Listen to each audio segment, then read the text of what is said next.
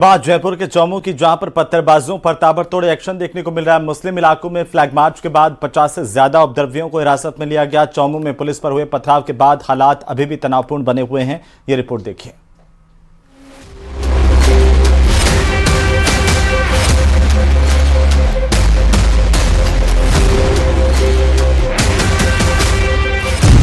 उल्टी भागी JCB, police पर चले पत्थर, आरोपियों के घर में घुसी पुलिस।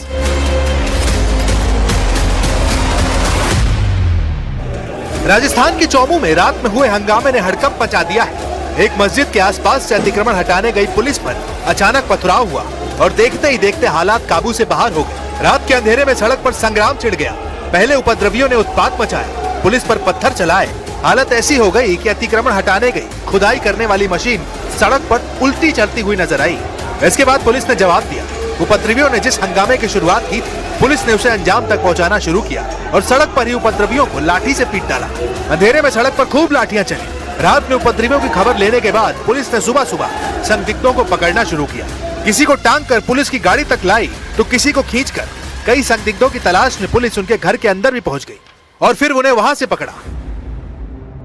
आप देखिए कि एक तो हिरासत में ले लिया गया। आप देखिए कि पत्थरबाजी करने वाले को पत्थरबाजी करने वालों को लगातार पकड़ा जा रहा है। रात को पत्थरबाजी क्यों किया? सर निगम तो छोड़ते कमरे के अंदर यहाँ पर मैं तो नहीं आपने की थी पत्थरबाजी? मैं नहीं कर रहा, अल्लाह ही।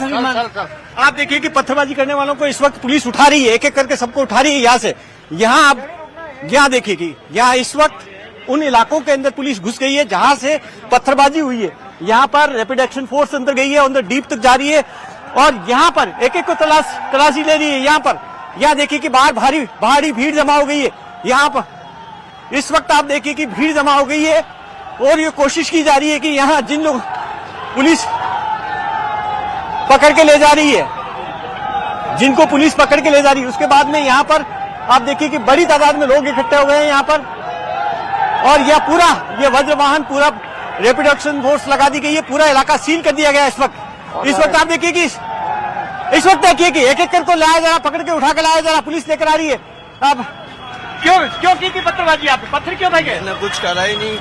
कैसे नहीं करा? ये पत्थर किसने फेंके? किसने नींदों में से उठ गया मैं तो। हाँ? नींदों में से उठ गया मैं। सच बताओ, क्या दिक्कत क्या थी? नाराजगी क्या थी तुम्हारी? क्या नाराजगी थी? नाराजगी कुछ भी नहीं थी। फिर कि ये पत्थर किसने जलाए? कहाँ से आए लोग? कहाँ से आए? तुम कह रहे हो तुमने नहीं फेंका, यहीं से पुलिस लेकर जा रही है। इसका मतलब तुमने फेंका है? सीसीटीवी फुटेज में दिखा रहे हैं। कुछ भी नहीं फेंका, मैं तो खुद सो के आया हूँ, मुझे कुछ भी पता नहीं। क्या नाम है तुम्हारा? आबिद। आप देखिए कि पुलिस एक एक करके पकड़ के लेकर जा रही है उन लोगों को जिन्होंने पत्थरबाजी की यहाँ पर। राजस्थान के चौमू में धरपकड़ में जुटी पुलिस ने कई संदिग्धों के घर की तलाशी ली है। बालकनी और छत तक उन्हें ढूंढा गया। कुछ संदिग्ध जो घर में छिपे थे, उन्हें घर के दरवाजे तोड़कर पुलिस ने पकड़ा है। पूरा इलाका इस वक्त छावनी बन चुका है। इस वक्त चौमू पूरी तरीके से छावनी में तब्दील हो चुका है। सुरक्षा घेरा खड़ा कर दिया गया, पुलिस ने पूरे इलाके को सील कर दिया गया। अब आप देखिए कि यहाँ से पूरी तरीके से सील कर दिया और यहाँ से ये जो पत्थर आए, यहाँ से जो पत्थर आए उनको यहाँ से उठाया जा रहा है। एक एक करके उठा के लेकर आ रही है पुलिस। यहाँ सामने देखिए कि तस्वीरों में पुलिस घरों में घुसकर, घरों में जाकर किस तरीके से लेकर आ रही है।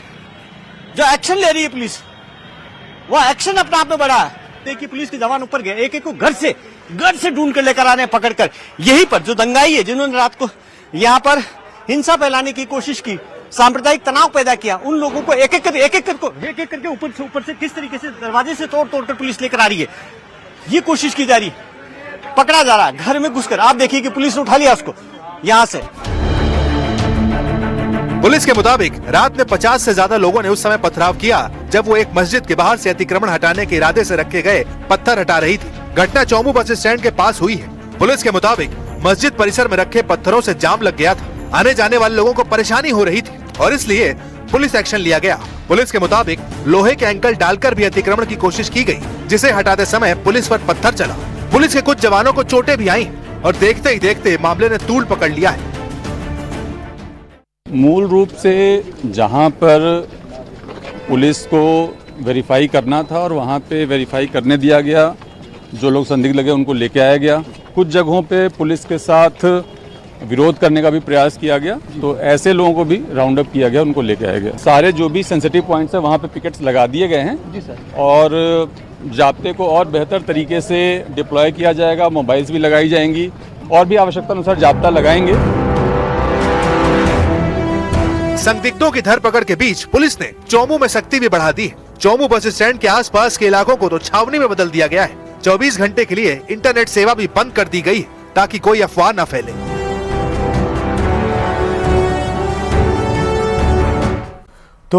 तो 2025 का साल अब समाप्ति की तरफ बढ़ रहा है और साल 2026 के स्वागत को लेकर के लोग हिल स्टेशन और दूसरी जगहों पर जा रहे हैं। वहीं लोगों पर अध्यात्म का रंग भी चढ़ रहा है। नए साल से पहले आध्यात्मिक शहरों में श्रद्धालुओं की भारी भीड़ उमड़ रही है। रिपोर्ट देखिए।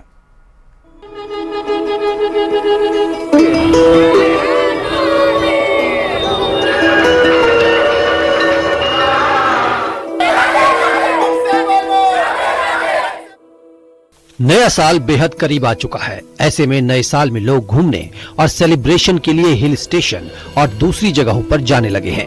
लेकिन वहीं अगर धार्मिक स्थलों की बात करें तो नए साल से पहले इन जगहों पर भी श्रद्धालुओं का हुजूम उमड़ रहा है। कई लोग ऐसे हैं जो सेलिब्रेशन की बजाय प्रभु के दर्शन को प्राथमिकता दे रहे हैं। अयोध्या हो, काशी हो या मथुरा, हर जगह लोगों में आध्यात्मिक रंग चढ़ा है। नए साल से पहले लोग अपने आराध्य का आशीर्वाद ले रहे हैं। उत्तर भारत में बेतहाशा ठंड पड़ रही है, लेकिन श्रद्धा के आगे ठंड भी हल्की लग रही है। काशी विश्वनाथ धाम में दर्शन के लिए लंबी कतार है। कोहरे का कहर है और सर्दी हाड़ कपा दे रही है। इस ठिठुरन भरी सर्दी में भी लोग नया वर्ष मनाने श्री काशी विश्वनाथ धाम पहुंचे हैं और उसकी तस्वीर मैं आपको दिखा रहा हूं।